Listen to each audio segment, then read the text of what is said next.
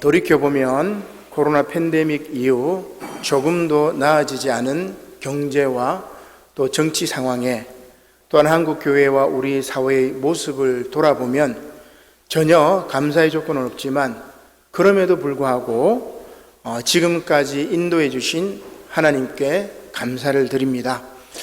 왜냐하면 하나님께 감사하는 것은 조건이 있어서가 아니라 창조주 하나님의 피조물로서 마땅히 해야 할 바이기 때문입니다.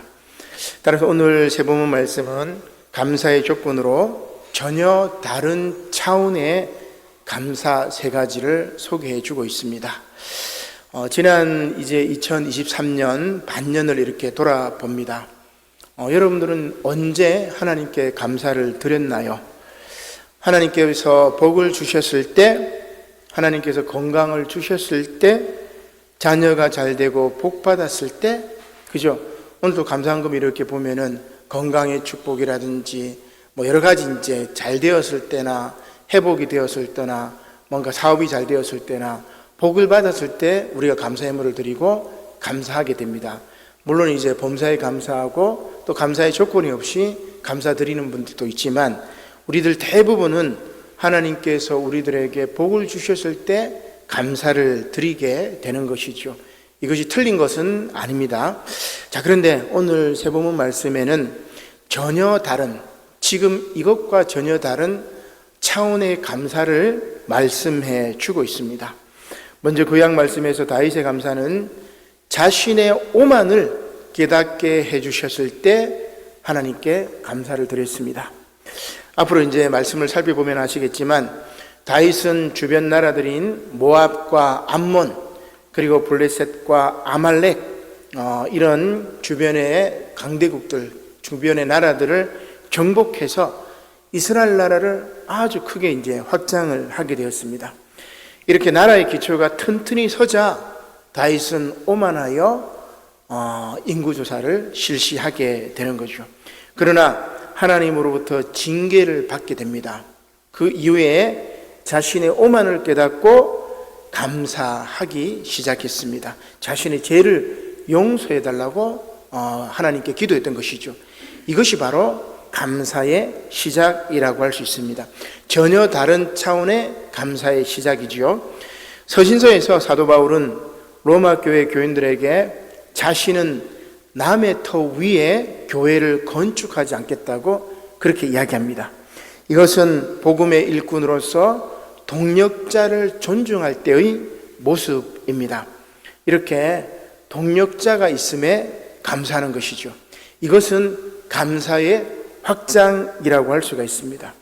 마지막으로 복음서 말씀은 기먹고 말 더듬는 이를 예수님께 데리고 나온 이들에 관한 말씀인데 이것은 병든 자를 위로하고 예수님께 인도할 때 나오는 감사라고 할 수 있습니다. 좋은 일, 선한 일을 할 때의 감사이며 이웃사랑의 실천에서 나오는 감사로 이것이야말로 감사의 완성입니다.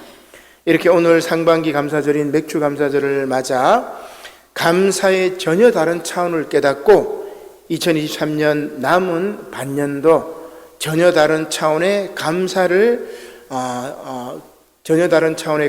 하며 살아가시는 저와 여러분들이 되시기를 주님의 이름으로 간절히 축원합니다. 구약 말씀을 먼저 보도록 하겠습니다. 본문 말씀은 다윗의 인구조사에 관한 내용이죠. 역대상 21장 1절에 보니까 사탄이 일어나 이스라엘을 대적하고 다윗을 충동하여 이스라엘을 계수하게 하니라 그렇게 말씀이 되어 있습니다. 사실 이러한 인구조사 이면에는 다윗이 하나님보다 군사력을 더 의지했다는 것을 엿볼 수가 있습니다. 결국 다윗은 어떻게 됩니까? 오늘 우리가 말씀을 읽었지만 다윗은 하나님으로부터 징계를 받습니다. 우리 본문 말씀 뒤에 보면은 역대상 21장 9절 이하에 보면은 선견자인 갓에 의해서 세 가지 형벌이 예고가 되고 있죠. 첫 번째는 3년간 흉년과 기아에 시달릴 것인지, 두 번째는 3개월 동안 전쟁에서 패배하고 학살을 당할 것인지, 세 번째는 3일 동안 전염병에 시달릴 것인지 선택하라는 겁니다. 근데 다윗이 이제 생각을 했겠죠. 야, 3일 동안 할 것인지, 3개월 할 것인지, 3년간 할 것인지. 자기 딴에는 3일 동안 전염병 앓는 게 제일 기간이 짧으니까 이게 좋지 않을까, 이렇게 생각했던 것 같아요. 자, 어느 형벌이나 모두 가오겠지만 다윗은 세 번째 벌이 가장 피해가 적을 것 같아서 그것을 선택했습니다. 그 결과 3일 동안 전염병으로 7만 명의 백성이 죽게 되었습니다. 이것은 이스라엘 전체 백성의 5%를 넘는 엄청난 대재앙이었죠. 재앙은 기간이 길고 짧은 것이 중요한 것이 아니고 얼마나 파급력이 있느냐, 그것이라고 할 수가 있습니다. 자, 그런데 오늘 말씀을 가만히 보면은 이것은 사탄이 다윗을 충동하여 인구 조사를 하도록 한 결과라고 그렇게 말씀이 되어 있습니다. 여기서 충동이라는 말은 히브리어로 이제 나사라는 말로 시작되는데 무슨 말이냐면은 시험하다, 기만하다, 이런 뜻입니다. 사탄이 다윗을 기만하고 시험해서 인구 조사를 하게 하였다, 그런 이야기죠. 자, 그렇다면 언제 어떨 때 사탄 마귀가 우리를 기만하고 우리를 시험할까? 언제 우리를 시험하고 기만할까? 힘들고 어려울 때 여러분, 사탄 마귀가 여러분들을 막 기만하고 시험합니까? 자세히 한번 생각해 보세요. 막 내가 힘들고 어려울 때 사탄 마귀가 막 기만하고 막 시험하고 충동질하고 그렇게 합니까? 아니면 어떨 때일까? 성공하고 사업이 잘 되고 뭐 건강하고 막 부귀영화가 막 쌓일 때, 여러분 그때 사탄 마귀가 우리를 시험할까? 여러분 둘 중에 어떤 거라고 생각하십니까? 신앙인들은 정말 대부분 힘들고 어려우면 하나님을 찾습니다. 우리 교인들 이렇게 봐도 마찬가지입니다. 수술을 앞두거나 힘들고 어려울 때는 기도 부탁한다고 연락이 오고, 그죠? 그렇게 기도를 합니다. 그리고 여러분 힘들고 어려울 때는 대부분 신앙인들이라면은 이렇게 시험 당하진 않아요. 그러나 언제 우리가 넘어지냐면은, 시험 당하냐면 성공하고 잘 나가면 저 잘났다 오만해집니다. 따라서 시험은 잘 나갈 때 이렇게 찾아오는 거라고 할 수가 있습니다. 그래서 오늘 이제 요압이 만류를 하죠. 왕이시여, 그렇게 하지 마십시오. 인구조사 할 필요가 없습니다. 그럼에도 불구하고 다윗은 인구조사를 시행합니다. 따라서 나중에 요압이 어떻게 하냐면 레위 지파나 베냐민 지파는 또 인구조사에 조사하지 않습니다. 베냐민 지파 사람들은 조사하지 않는 거죠. 사실 가만히 생각해 보면 모든 통치의 기본은 상황 파악입니다. 그죠? 따라서 백성의 수를 아는 것이 통치와 정책의 시작입니다. 우리나라의 백성이 인구가 몇 명인지 알아야 뭔가 이렇게 복지 정책을 펼치든 세금을 부여하든지, 여러분 그런 게 파악이 돼야 되잖아요. 그죠? 그래서 고대로부터 인구조사를 하는 것은 굉장히 중요한 통치 행위였습니다. 자, 그런데 왜 하나님은 이것을 문제로 삼았을까? 통치는 누가 하죠? 이스라엘 백성들은 하나님의 선민이기 때문에 왕이 통치합니까? 아니면 하나님이 통치합니까? 하나님이 통치합니다. 하나님이 통치하시는 거죠. 하나님이 통치하시는 이스라엘 백성인데 다윗은 지금 뭘 한 거죠? 사탄 마귀가 충동해가지고 주변의 나라를 다 물리치고 이제 잘 나가니까 하나님의 백성이 아니라 이 백성은 나의 통치를 받는 나의 백성이고, 다윗은 지금 누구의 자리에 앉아버린 거죠? 바로 하나님의 자리에 앉아버린 겁니다. 통치는 하나님께서 하시는 것이지 인간이 하는 것이 아니라는 뜻입니다. 따라서 다윗이 백성들의 숫자를 센 것은 하나님의 권위에 도전한 것이죠. 선악과 사건에 선악을 알게 되는 열매를 먹지 말라고 하는 것인데, 그들이 먹었던 것은 바로 하나님의 영역을 침범한 그러한 까닭이라 할 수가 있습니다. 따라서 이러한 다윗의 사건은 그리스도교 문화권에서는 두고두고 교훈이 되어서 인구조사를 하는 것이 아주 금하게 되었어요.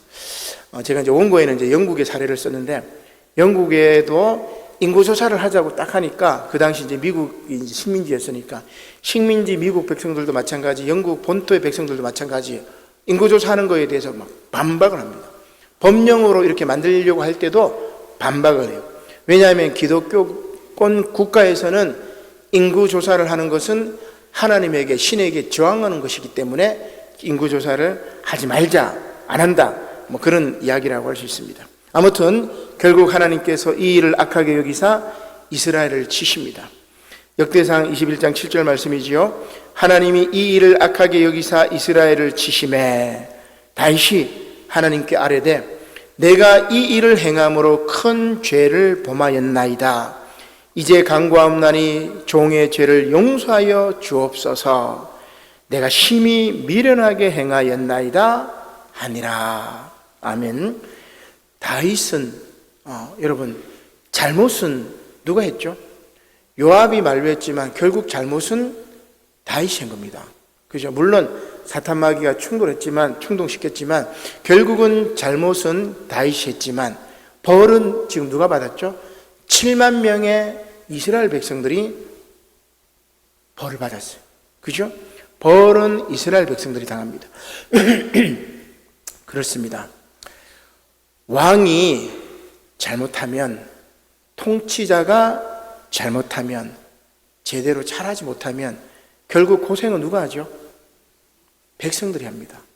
백성들이 합니다. 그죠? 지금 우리도 마찬가지입니다. 왕이 잘못하면, 통치자가 잘못하면 그 사람은 잘 먹고 잘 살아요. 그러나 고생은 누가 하냐면은 백성들이 고생을 하는 거죠. 물론 그 왕을 따르는 몇몇 기득권자들은 고생을 하지 않겠죠. 그러나 대부분 백성들이 고생을 하게 되어 있습니다. 자신의 잘못을 깨닫지 못하고 계속해서 오만의 탑을 쌓기 때문에 그렇습니다. 자, 그런데 왜 다윗이 그나마 괜찮은 사람인가? 다윗은 뭘 하죠? 회개합니다. 회개합니다. 이것이 그나마 다윗이 괜찮은 사람이라는 것이죠. 자신의 죄를 잡아갑니다. 많은 사람이 오만하고 교만하여 자신의 잘못을 깨닫지 못하는 무지에 빠져 삽니다. 저 역시 마찬가지인 것 같아요. 그러나 다윗은 자신의 오만을 깨닫습니다. 그리고 즉시 회개를 하는 거죠. 여기에서 전혀 다른 감사의 차원이 시작이 되는 것입니다. 사랑하는 성도 여러분, 이렇게 자신의 오만을 깨닫고 즉시 회개해야 합니다. 아니면 다윗의 경우와 같이 우리의 오만 때문에, 여러분 다윗의 오만으로 다윗을 칩니까? 다윗을 치지 않습니다. 백성들을 치고 나중에 솔로몬 이후에 다윗의 나라가 반쪽이 갈라지게 만드는 거죠. 그들의 후손을 칩니다. 다윗의 경우와 같이 우리의 오만으로 우리 자신을 치는 것이 아니라 우리 주변 사람, 가까운 사람을 치시기 때문입니다. 따라서 자신의 오만을 깨닫는 것이 그 무엇보다도 중요한 하나님의 은혜라고 할 수 있습니다. 그래서 나 자신의 오만을 깨닫게 해주셨을 때 여기에서부터 감사가 시작이 되는 것이지요. 두 번째 감사의 차원은 동력자가 있음에 감사하는 것입니다. 이것은 감사의 확장입니다. 로마서 15장 20절 말씀이죠. 뒷부분에 나오는 말씀인데 로마서 15장 20절 말씀에 바울이 이렇게 이야기합니다. 이 로마 교회 편지 쓰면서 또 내가 그리스도의 이름을 부르는 곳에는 복음을 전하지 않기를 힘썼노니 이는 남의 터 위에 건축하지 아니하려 함이라. 기록된 바 주의 소식을 받지 못한 자들이 볼 것이요 듣지 못한 자들이 깨달으리라 함과 같으니라. 아멘. 화면을 한번 넘겨보도록 할까요? 자, 여기 이제 일루리곤이라는 이제 지역 이름인데 바울이 3차례에 걸쳐서 예루살렘에서 지금 여기 또 빨간 거로 이렇게 한 것이 지금 알바니아 지역입니다. 저기 이제 그 그리스 북쪽 지역인데 그 알바니아 지역인 일루리곤이라고 되어 있어요. 그 성경에도 일루리곤이라고 되어 있는데 기쁨이라는 뜻입니다. 그래서 다윗이 저기 여러분 보시기 오른쪽 끝에 보면 이제 빨간색 이 줄이 있는데 팔레스틴 쪽에서 쭉 소아시아로 전도하고 그 다음에 유럽으로 건너가서 그리스 쪽으로 갔다가 뭐 이렇게 쭉 전도하는 거죠. 그렇죠? 이 전도 여정인데 지금의 알바니아 지역인 일루리곤까지 전도 여행을 이렇게 떠나게 됩니다. 이때 바울은 남의 터 위에 건축하지 않는다는 전도 신념이 있었습니다. 잘 아시겠지만 집을 지을 때는 이렇게 터를 닦고 그 위에 이렇게 집을 짓습니다. 그런데 누가 집을 짓기 위해 이렇게 터를 닦아놨는데 다른 사람이 그곳에다가 집을 짓는다면 그것은 상식에 맞지 않는 일입니다. 따라서 바울은 다른 사람이 이미 복음을 전하여 예수 믿는 사람들이 생긴 곳에 가서 복음을 전하거나 가르치지 않기로 하였다라고 로마 교회에 지금 편지를 쓰는 거예요. 오늘 한국 교회 가운데 대형 교회들의 전도 방식하고는 180도 다릅니다. 대형 교회는 여러분 어떻습니까? 대형 마트나 재벌 대기업이 작은 구멍가게나 조그마한 회사들을 흡수하듯이 개척교회나 작은 교회에 훈련된 이들을 전도의 대상으로 삼습니다. 하는 짓이 어떻게 보면 신천지하고 똑같죠. 저는 신천지나 오늘 한국 교회의 대형 교회들은 같다고 생각합니다. 왜냐하면 이들은 모두 다 작은 교회들, 개척교회들 다 끌어안기 때문에 산을 옮기는 거는 신천지보다 대형 교회들이 더 잘하는 것 같아요. 그러면서도 그들이 선포합니다. 뭐라고 선포하죠? 바울의 전도를 설교하고 선포합니다. 이게 뭡니까? 이게 코미디고 이게 아주 웃기는 짓이지요. 자, 아무튼 사도 바울은 다른 사람이 털을 닦아놓은 곳에 내가 가서 전도하지 않겠다고 그렇게 이야기합니다. 로마 교회는 사도들이 직접 참여하지 않고 세워졌습니다. 팔레스타인이나 소아시아, 그리스 반도 등에서 그리스도인이 된 사람들이 제국의 수도인 로마로 쫙 모여들면서 자연스럽게 생긴 겁니다. 여러분 이 지도를 보면 여러분 보시기 제일 왼쪽이 이제 하일처럼 생긴 게 바로 이 로마입니다. 그죠? 이탈리아 반도입니다. 그래서 저 끝에, 오른쪽 끝에 팔레스틴부터 시작해서 소아시아, 또 밑에는 북아프리카겠죠. 그죠? 북아프리카에서. 그러니까 이 전역으로 디아스포라 유대인들이 쭉 흩어져가지고 마침내 이 거대 제국의 수도인 로마로 이렇게 몰려듭니다. 그 당시 로마에는 전리품이 된 노예들도 몰리기도 하고 출세를 위해서 귀족들이 몰리기도 하고 생업을 위한 이민족들이 몰리기도 하고 도시의 유혹에 끌린 많은 젊은이들이 모이기도 합니다. 지금으로 치면 이제 수도 서울에 막 지방에서 이제 올라가는 거하고 똑같은 그런 거죠. 자, 그래서 그 가운데 그리스도인들도 있었단 말입니다. 그래서 로마 교회, 로마 안에 자연스럽게 교회가 생긴 거예요. 그죠? 자, 당시 로마는 이방인의 종교에 관대했습니다. 그죠? 그래서 로마는 그리스 신화들을 그대로 받아들여가지고 로마 신화로 만들어요. 그래서 우리가 그리스 로마 신화라고 얘기합니다. 아주 모든 종교의 다양성을 인정했던 것이 로마의 종교 정책이었습니다. 자, 그런데 로마 제국 안에 끊임없이 말썽지기는 종교가 있어요. 어떤 종교냐면은 이 유대인들, 특히 이제 유대교하고 그리스도교 사이에 다툼이 끊임이 없었습니다. 그래서 로마 이 간원들이 아주 막 귀찮게 생각했습니다. 얘네들은 뭐 했다면 막 싸워. 같은 유대인들인데 종교가 다르다는 이유로 막 치고받고 싸우고 막 고소하고 돌로 쳐 죽여버리고 아주 이제 이 로마 제국을 흔들리게 만들었던, 소란스럽게 만들었던 것이 바로 그들의 종교인 유대교와 그리스도인들이었죠. 근데 왜 그랬느냐? 그리스도인들이 가는 곳이면 어디서든지 유대인들이 소란을 일으켰기 때문에 바울이 가는 곳곳마다, 바울이 세운 교회들마다 유대인들이 쫓아가가지고 막 해방을 놓는 겁니다. 결국 클라우디오 황제 때 로마 간원들은 유대인과 그리스도 교인을 구별하지 않고 모두 로마시에서 추방시켜버립니다. 어제 제가 이제 뉴스를 얼핏 보다가 서울에 어떤 교회인지 모르겠어요. 더 찾아보면 좋겠는데 더 찾아보기도 이제 마음이 아파서 그래서 아마 이제 그 교회 목사님이 한 140억인가 횡령을 했다고, 아마 그래서 찬성파 반대파가 모여가지고 막 몸싸움을 벌여가지고 경찰이 출동했던 뭐 그런 기사를, 그 뉴스를 얼핏 지나가면서 봤던 것 같아요. 그래서 무슨 총이죠? 이게 막 전기총인가 뭐 마비시키는 그런 총도 등장하고.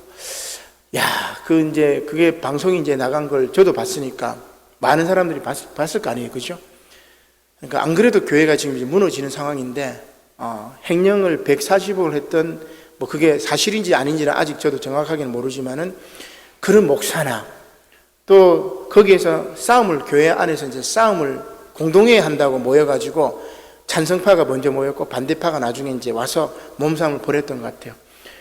그런 교회 생각하면 이제 교회는 참 너무 어렵게 된 것 같아요, 어떻게 보면. 그래서 제가 지난 새벽기도 때 말씀드린 것 같아요. 우리 가톨릭 신학자 김근수 신학자, 이분이 이제 가톨릭 상황을 저한테 이제 쭉 이야기를 하더라고요. 지난번에 부산 내려와서 한번 만나서 차 마시면서 이야기를 했었는데, 그분 이야기가 뭐냐면은, 불교는 앞으로 10년 후에 망할 것이고, 개신교는 20년 후에 망할 것이고, 가톨릭은 30년 후에 망할 것이다, 그 얘기를 해요. 그래서 깜짝 놀랐습니다. 개신교가 20년 후에 망하는 거는 저도 이제 인정하는 바인데, 왜냐하면 지금 하는 짓이 너무나 이상하기 때문에. 근데 불교하고 가톨릭은 왜 망할까? 제가 물어봤어요. 불교는 왜 그렇습니까? 물어보니까 이분 하는 얘기가, 불교에는 이제 법륜 스님이나 좋은 분들이 이제 나이가 많아가지고 이분들 은퇴해버리면 밑에 사람이 없대요. 좋은 사람이 없대요. 그래서 불교는 앞으로 10년 후에 망할 것이고. 근데 또 제가 물어봤죠. 왜 가톨릭은 30년 후에 망할까요? 지금 가톨릭은 잘합니다, 그죠? 정의사제 구연단도 있고 막 잘하고 있어요, 그죠? 교황도 그나마 괜찮은 분입니다, 그죠? 프란체스코 교황이 얼마나 정확하게 잘하고 있어요, 그죠? 오염수 일본에서 이제 방출한다고 하니까 교황청에서 딱 이야기해요. 왜 그 바닷물, 모두가 같이 쓰는 바닷물에 자기 땅에다가 물으면 되는데 그걸 이렇게 바다에 방류하느냐고, 그죠? 또 그것도 우리 국회의원이 좋다고 또 물을 떠먹어. 참 기가 막힙니다. 제가 볼 때 너무 비상식적인 일들이 일어나는데, 교황청에서 또 이제 그런 얘기도 하고, 그나마 가톨릭은 정신 차려가지고 제대로 하는데 왜 망합니까? 얘기를 하니까 그 얘기를 하더라고요. 가톨릭 내부의 그 가톨릭 신학자 얘기입니다. 정의사제 구연단도 아주 극소수이기 때문에 그냥 내버려 뒀대요. 대다수 가톨릭 교회는 아주 탄탄한 위계 조직이 있어가지고 변하지 않는답니다. 그래서 가톨릭은 망한대. 그래서 제가 그런 얘기를 했어요. 개신교인들 중에 가톨릭으로 가는 분들이 많더라고. 가톨릭이 좋아서 또 시대 정신을 읽어서 그렇지 않으니까. 그렇게 가톨릭에 온 개신교인들이 1년이면 다 떠난대요. 개신교보다 더 못하더라, 그 얘기를 가톨릭 신학자가 얘기한 거예요, 저한테. 그래서 제가 겉보기에는 가톨릭이 괜찮아 보이지만 가톨릭도 안에서 썩어가는구나. 그래서 개신교보다는 덜하지만 개신교가 망한 다음에 가톨릭도 망한다. 저는 이런 종교 단체는 망하는 게 맞아요. 그러나 예수님을 따르는 진정한 제자들의 모임, 부름받은 사람들의 모임인 에클레시아, 교회라는 게 그거예요, 여러분. 교회라는 게 건물이고 위계 조직이고 이게 교회가 아닙니다. 예수님의 정신을 따르는 사람들의 모임인 이 교회는, 그런 교회는 지난번에도 말씀드렸다시피 그런 교회 3%만 있으면 돼요. 지금 20%, 30% 그런 썩어 빠진 교회들이 있으면 더 망해가. 그러나 예수님의 정신을 따르는 3%의 교인들만 있으면 세상 바뀝니다. 그 3%의 교인들이 하는 말은 세상이 벌벌 떨어야 돼요. 우리 개신교인이는 종교인들이 50%나 100%가 되어가지고, 뭐 90% 되어가지고 그 사회가 정화작용을 하지 못하고 그 사회가 망해가면, 부패하면 그것은 하나님의 이름을 욕되게 만드는 거죠, 어떻게 보면. 그래서 정말 제대로 된 교회들, 정말 제대로 된 예수님의 일꾼들은 여러분 망하지 않을 것이고, 바람에 날리는 겨와 같은 교회들은 망하는 게 맞습니다. 자, 아무튼 이렇게 소란을 일으키니까 다 추방해버려. 자, 다시 본문 말씀으로 돌아가서 바울은 이렇게 로마에 세워진 교회에 자신이 가서 복음을 전하거나 가르치지 않겠다고 이야기합니다. 오늘 본문 말씀이 바로 그 이야기입니다. 그래서 바울은 로마에 그리스도교 신자들이 있다는 것에 감사를 합니다. 그리고 바울이 감사했던 것은 뭐냐면 동력자가 있음에 감사합니다. 이것이 바로 감사의 확장입니다. 감사의 조건이 나의 문제 해결에서 너의 존재가 있음에 감사로 확장이 되는 겁니다. 제가 최근에 이제 느끼는 게 뭐냐면 참 이 외로움을 많이 느낍니다. 왜냐하면 정말 이 동력자가 없구나. 우리 이제 성도님들 얘기하는 게 아니고 정말 뜻을 같이 하는 목회자가 없구나 많이 느낍니다. 그나마 우리 합동 측의 최은보 목사님, 부산중앙교회에 계셨던 분, 참 저하고 뜻이 잘 맞았고 저도 존경하고 그분도 저를 참 아꼈는데 그분이 이제 은퇴하고 나니까 부산 지역에 정말 이렇게 마음이 맞는 목회자가 많이 없어요.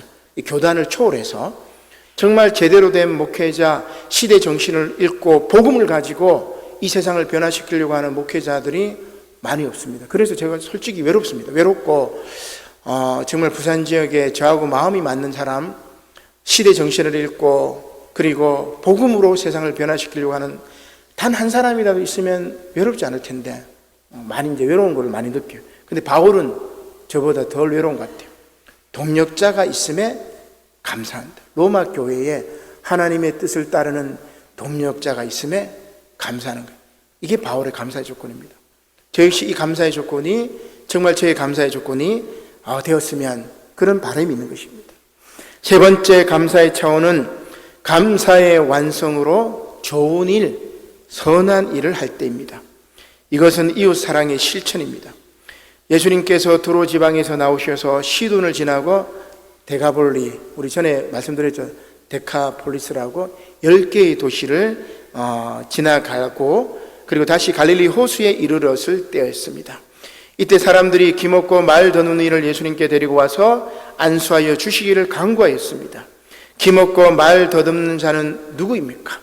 한 장 넘겨보겠습니다. 시대 상황에 예민하지 못해 적응하지 못하고 무딘 것입니다. 이게 기먹은 거죠. 요즘 말로 하면 바보입니다. 바보. 누가 바보의 말을 들어주겠습니까? 그래서 바보는 말을 하기가 힘듭니다. 이렇게 시대에 적응하지 못하고 사람들로부터 외면당하는 사람, 곧 듣지도 못하고 말하지도 못하는 이를 사람들이 데리고 온 겁니다. 우리는 이 에바다 사건에서 예수님께서 기먹고 말 더듬는 이를 고친 사건, 기적에 관심을 두는데 저는 이 사람을 예수님께 데리고 온 그 사람들에게 관심을 가집니다. 그죠? 그 사람을 예수님께로 데리고 오는 겁니다. 그러자 예수님께서 뭐라고 하시죠? 하늘을 우러러 탄식하시며 에바다! 라고 외치십니다. 열리라. 그러자 그의 귀가 열리고 혀가 맺힌 것이 풀려서 말이 분명해졌다라고 이야기합니다. 그렇습니다. 못 듣는 사람이 들을 수 있도록 사회 시스템이 열려야 합니다. 언론을 탄압하면 안 돼요. 언론을 막아버리면 안 돼요. 물론 이게 아부하는 언론들도 있겠지만 말 못하는 사람이 말할 수 있도록 언론을 열어줘야 합니다. 이것이 확장된 감사의 완성입니다. 여러분 전혀 다른 차원의 감사죠. 그죠? 오늘 이 사람을 예수님께 데리고 온 이들이 바로 아름다운 감사의 완성인 것입니다. 그리고 이것은 이웃사랑의 실천 곧 도덕성에 기초하는 것입니다. 독일의 역사학자이자 근대사학을 확립한 레오폴드 폰 랑케가 이런 말을 합니다. 국가의 흥망성쇠에 여러 가지가 있다. 군사력, 경제력, 영토 크기, 그리고 그 다음에 뭐냐면은 도덕적 에너지다. 이렇게 얘기해요. 그러나 그 중에 가장 어떤 건 된 것이 뭐냐면 도덕성이라고 이야기합니다. 지금 우리는 뭐예요? 군사력 의지합니다. 경제력 의지합니다. 영토 크기가 중요하다고 생각해요. 다 중요하겠지만 그 중에 가장 중요한 게 뭐냐면 도덕적 에너지, 곧 도덕성이라고 이야기합니다. 국가의 흥망성쇠에 있어서 가장 중요한 것이 도덕성이라고 말한다니 아주 놀랍습니다. 이것이 바로 선한 일을 할 때의 감사라고 할 수 있습니다. 지금 우리가 사는 세상은 어떻게 되죠? 착한 사람이 바보가 되는 세상이에요. 잘해주고 배려하고 그런 사람을 완전 바보 취급해버립니다. 그렇죠? 우리 사진 한번 넘겨볼까요? 화면을 한번 넘겨보겠습니다. 너무나 유명한 이 영화사에 있어서 너무나 유명한 이제 영화 대사인데, 류승환 감독의 영화 부당거래라는 영화입니다. 2010년에 나왔던 영화인데, 여기 이제 류승환 감독의 동생이 류승범이에요. 이 류승범이 한 대사가 있습니다. 호의가 계속되면 그게 권리인 줄 알아요. 이 대사입니다. 이 말을 저는 이렇게 바꾸고 싶습니다. 착하고 선한 사람들이 다른 사람들을 좋게 대해주면 호의를 받는 상대방이 감사하고 서로 배려해야 돼요. 그죠? 그게 상식입니다. 그런데 그 배려해주는 호의가 자신의 권리인 줄 알고 아주 당연한 듯이 여기고, 그러니까 착한 사람들이 호구 취급받고 바보 취급받고 그런 세상입니다. 그죠?